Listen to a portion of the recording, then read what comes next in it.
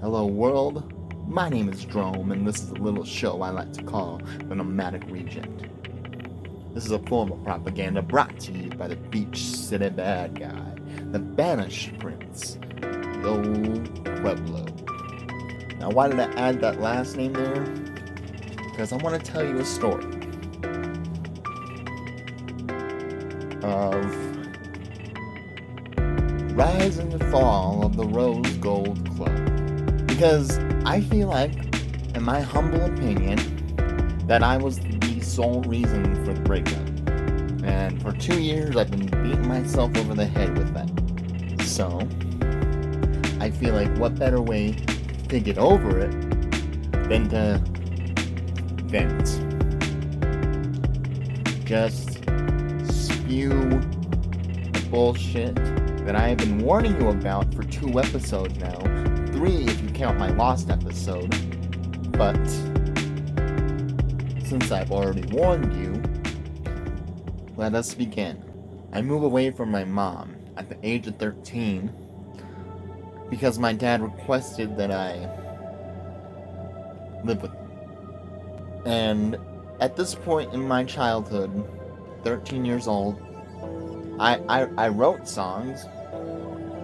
I made them up in my head. Never wrote any of them down. I wasn't really into it. It was just something my dad did. My dad would have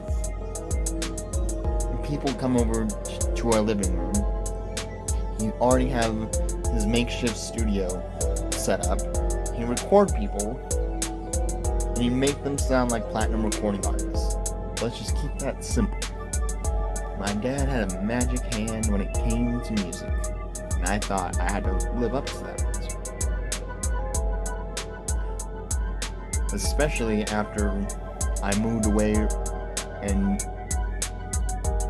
moved in with my real dad,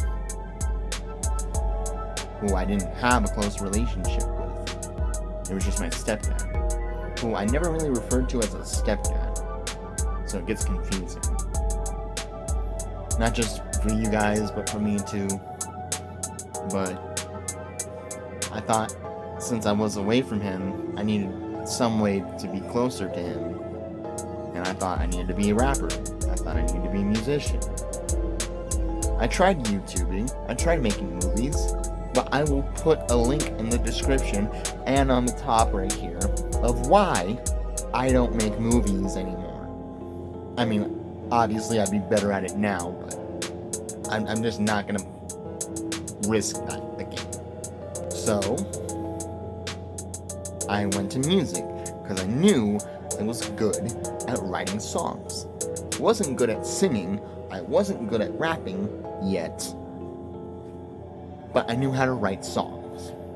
So I just wrote more and more and more and more until my friend saw my songs and was very impressed. An actual musician.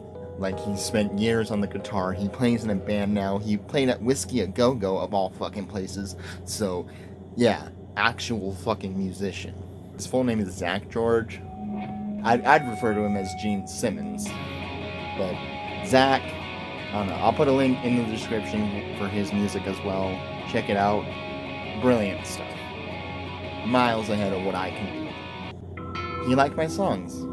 And I thought that was all the validation that I needed. So I tried to write songs with him. We didn't mesh well because I was more of the modern sound. He was the Greta Van Fleet throwback sound. We parted ways creatively, but we still hung out as friends. If he ever wants to make songs with me again, I'm very much open to it. Because I think over the years I've familiarize myself with other styles of music that I can pretty much mesh with anybody at this point. But then that kept going throughout Flagstaff. Flagstaff is where I picked up rapping, because I would sing the songs that I wrote in my little book, but then I would hear everybody else in my friend group sing better than me, and I would just sit there and be like, okay, I'll shut up. But I didn't want to shut up. I wanted to do something. I couldn't compete with these guys. So, rapping. Just condense all the songs that I've written into a rap. And that actually fucking worked. I even made a song or two with this kid during my senior year, Rowan. He was a freestyle artist, so he could like take the beat and spit whatever. I had to have something written. I still have to have something written, but he could just spit like it's nothing.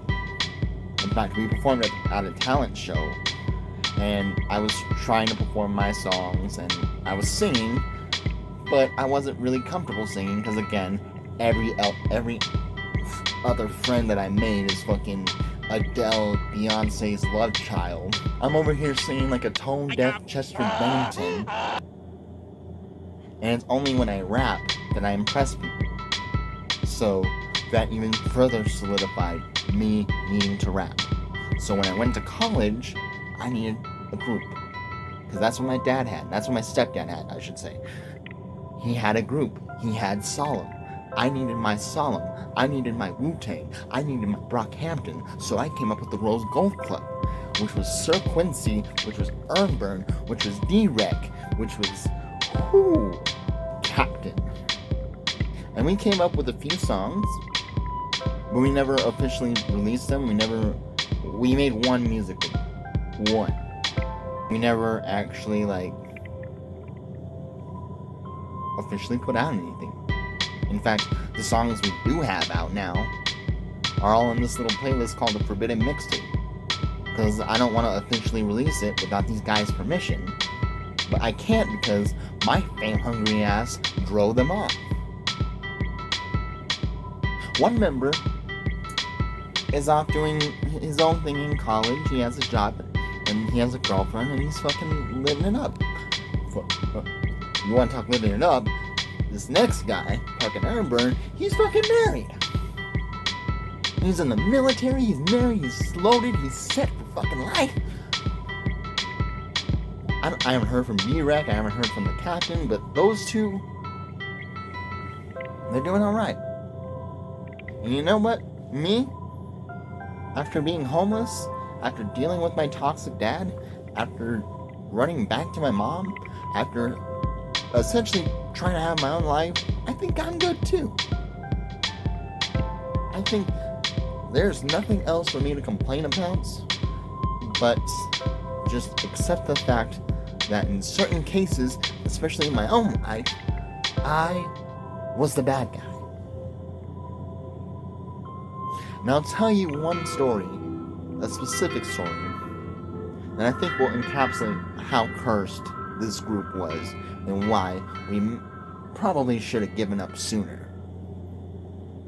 But it was Halloween, and we wanted to throw a party, have a little captive audience, and perform the songs that we made before the party could even start. Before we got everything set up.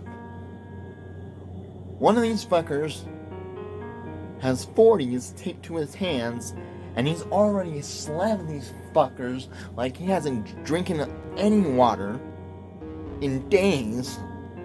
So he's just slamming them. He's plastered. And he's a former gang member. So when somebody looked at him sideways, he got triggered. He tried to swing at this guy. This guy and his girlfriend fucking walk out. So there goes part of our audience. He's over here throwing bodies everywhere. People are trying to calm him down. And my friends over at the DJ booth, Sir Quincy, is over at the DJ booth fucking hiding because his nervous tick was laughing. And if this motherfucker saw him laughing, he wouldn't not be laughing anymore. He'd be... I'm over here frozen in fear. We didn't perform one song. You know what we got instead? The Going Psycho music video. That's all we got. And sure, looking back at it, I'm proud and I'm happy that we got that. But at the same time, we didn't even get started.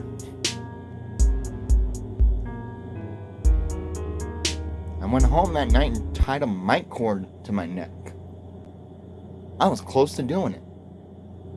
In fact, days after that, I still thought about it.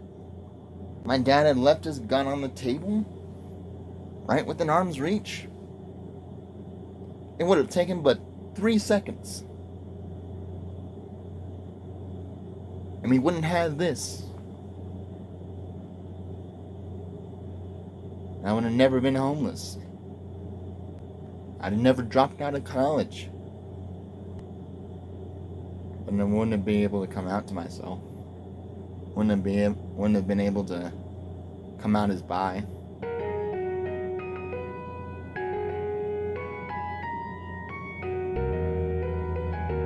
I wouldn't have made some of the best material that I've ever made in years.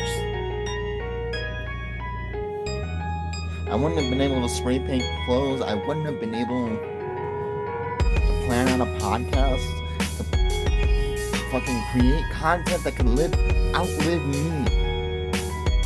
Like, when I'm dead and gone, I hope people watch these videos and think, huh, that's interesting, and then turn it off years after I'm dead. I know I said last week that I hope you all treat it like dead air. But even if you don't, even if I see Reddit memes of my autistic ass face, even if I somehow get dragged in the mud, I just want y'all to know that I'll be dead long before I give a shit. And hey, at least I'm being honest.